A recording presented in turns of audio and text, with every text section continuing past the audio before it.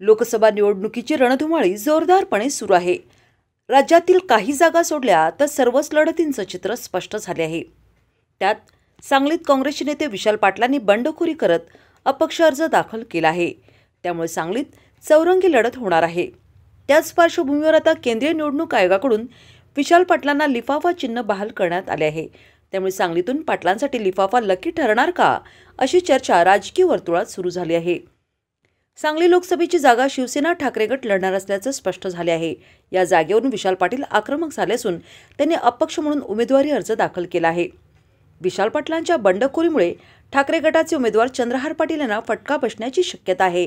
त्यामुळे सांगली मतदारसंघातील लढतीकडे संपूर्ण राज्याचे लक्ष लागलेले आहे। लोकसभा निवडणुकीसाठी दाखल अर्ज माघारीच्या शेवटच्या दिवशी सांगलीतील काँग्रेस नेते प्रदेश उपाध्यक्ष विशाल पाटील यांनी आपला अपक्ष अर्ज कायम ठेवला। विशाल पाटलांच्या या निर्णयामुळे सांगलीत आता चौरंगी लढत होणार आहे। विशाल पाटील यांनी बंडखोरी करता सोशल मीडियावर बंडखोरी सांगलीची परंपरा अशा आशयाचे व्हिडिओ व्हायरल होण्यास सुरुवात झाली आहे। आपल्या शक्ती प्रदर्शन कार्यक्रमात विशाल पाटील यांनी सांगलीला बंडाची परंपरा असल्याचं म्हटलं होतं। वसंतदादांनी बंड केले नसते तर आपल्याला स्वतंत्रपणे कार्यक्रम घेता आले नसते।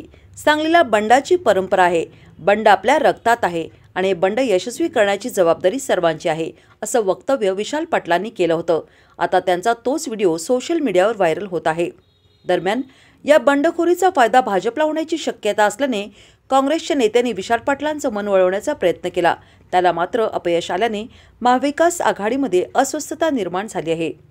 आता कोणत्याही क्षणी विशाल पाटील यांच्यावर कारवाईचे संकेत दिले जात असून त्यांच्यावर काय कारवाई होणार याकडे राजकीय वर्तुळाचे लक्ष आहे। विशाल पाटील यांनी सोशल मीडिया पेजवरून काँग्रेसचा उल्लेख हटवला। कार्यकर्त्यांच्या आक्रमक भूमिकेमुळे त्यांनी अर्ज कायम ठेवला।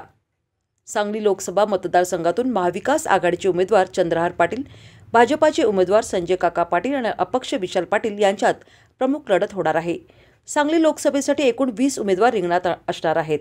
विशाल पाटलांच्या बंडखोरीमुळे सांगलीत महायुतीच्या उमेदवाराला फटका बसून भाजपच्या उमेदवाराला फायदा होणार असल्याचे बोलले जाते।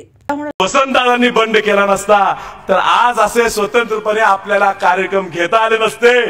बंड ही सांगलीची परंपरा आहे, सांगलीच्या रक्तात बंड आहे आणि हे यशस्वी करायची जबाबदारी तुमच्या सगळ्यांच्या जीवावर आहे।